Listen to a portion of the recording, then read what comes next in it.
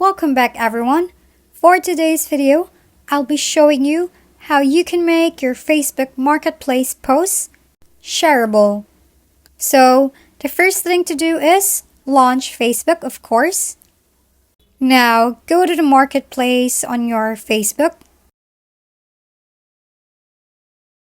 If you've already posted your listing, then you'll be able to share it easily by tapping the share button on the post and select where do you want to share that post, either on your profile or on your friend's profile, or you can also share it to a group.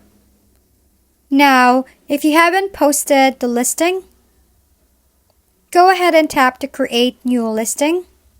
Then select what listing type you want, either an item, vehicle, or home for sale. For this, I'll be listing an item. Now on the screen, just simply fill the required information, including the picture of the item and such. After that, simply follow the on-screen procedures that will show up. When you're done listing, go ahead and tap the share button on the post. And that's pretty much it. If you found this video helpful, please like and subscribe. If you have any questions, drop them below, and we'll see you on the next video.